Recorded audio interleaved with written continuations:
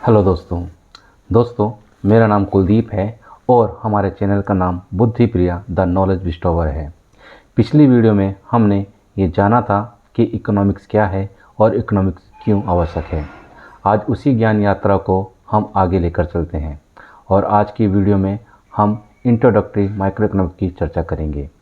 Introductory micro economics में हम micro economics और मैक्रो इकोनॉमिक्स में अंतर करते हुए मैक्रो इकोनॉमिक्स के ओरिजिन की भी बात करेंगे।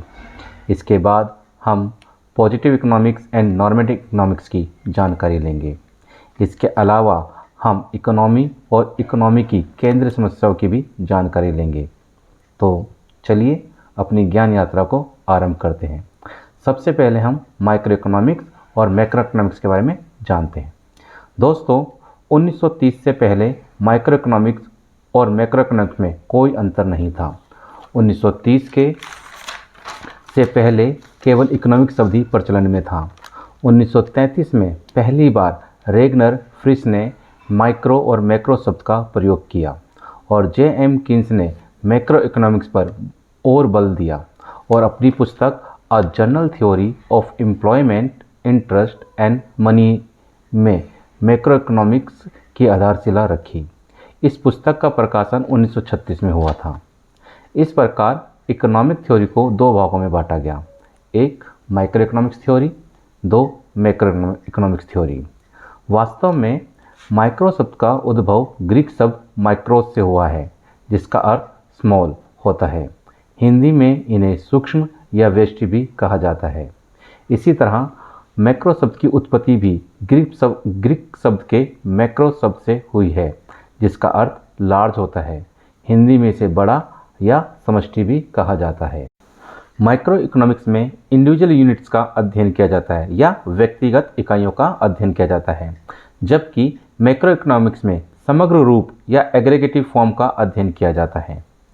माइक्रो इकोनॉमिक्स को प्राइस थ्योरी या कीमत सिद्धांत के रूप में भी जाना जाता है, क्योंकि माइक्रो इकोनॉमिक्स में वस्तु, सेवा या साधन की कीमतों का निर्धारण किया जाता है। वहीं मैक्रो इकोनॉमिक्स को theory of income and employment या आय एवं रोजगार के सिद्धांत के रूप में जाना जाता है, क्योंकि मैक्रो इकोनॉमिक्स में आय तथा रोजगार के निर्धारण की चर्चा की जाती है।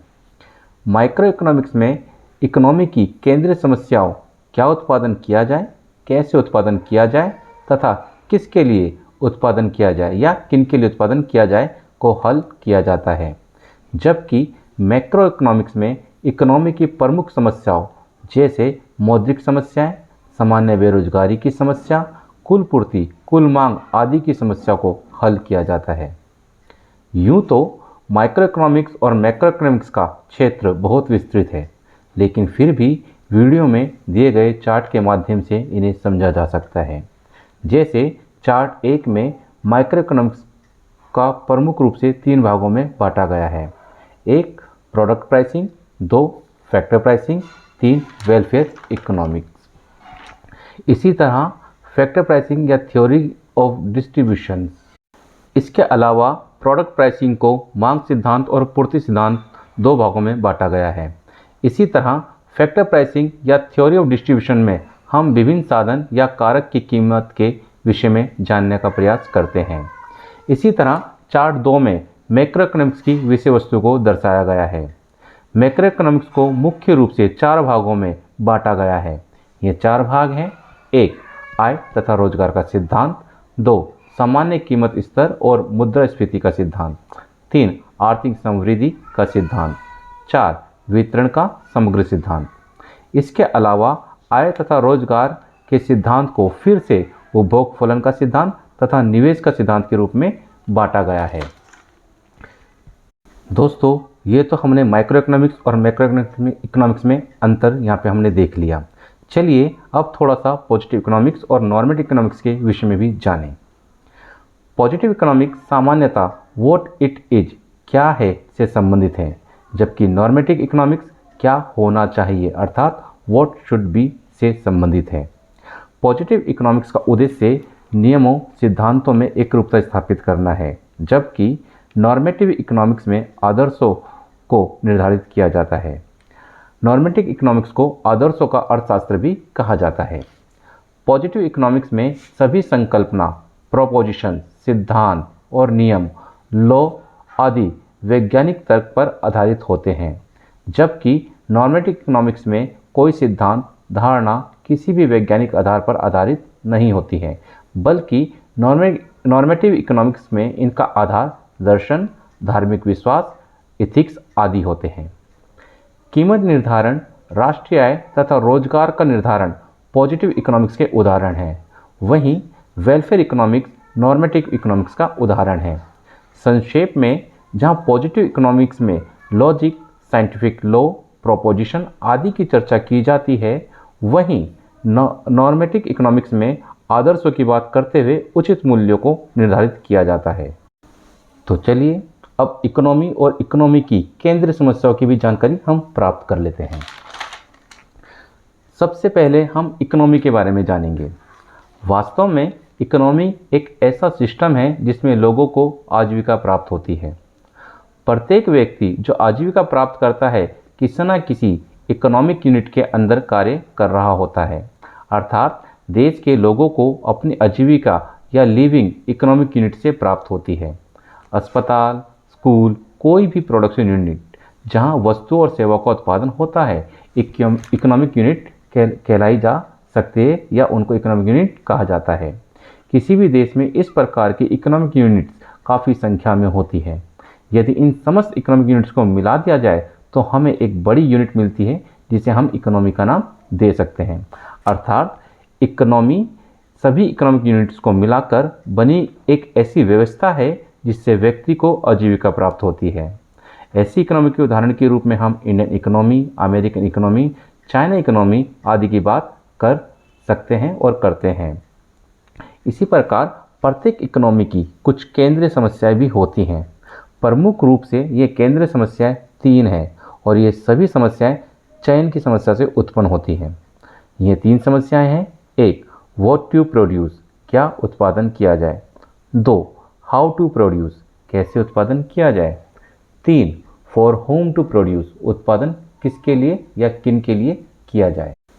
इकोनॉमी की पहली केंद्रीय समस्या व्हाट टू प्रोड्यूस का अर्थ है कि किस वस्तु का उत्पादन किया जाए और कितनी मात्रा में किया जाए।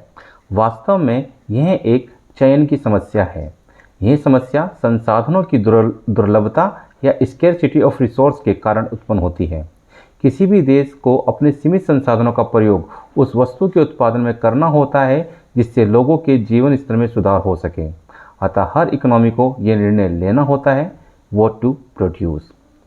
इसी तरह इकोनॉमी की दूसरी केंद्रीय समस्या हाउ टू प्रोड्यूस भी चयन की समस्या है।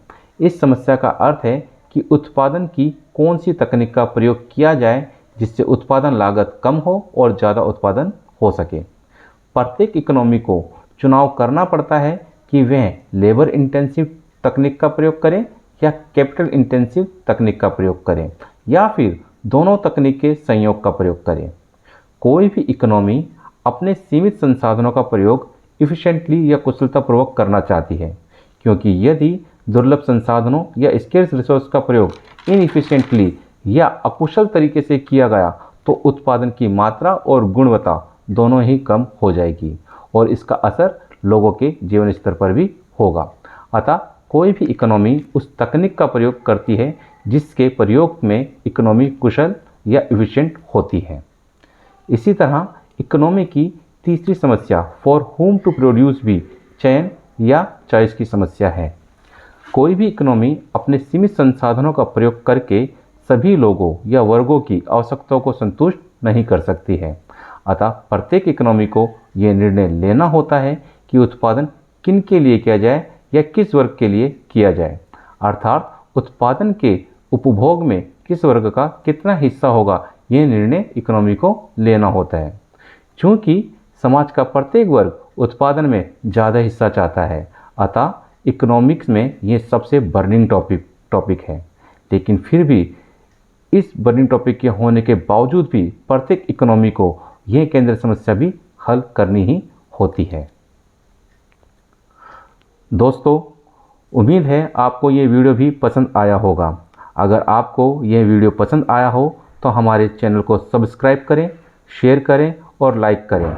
आगे भी हमारी यह ज्ञान यात्रा जारी रहेगी और जल्द ही हम नए जानकारी के साथ आएंगे। जय हिंद, जय भारत।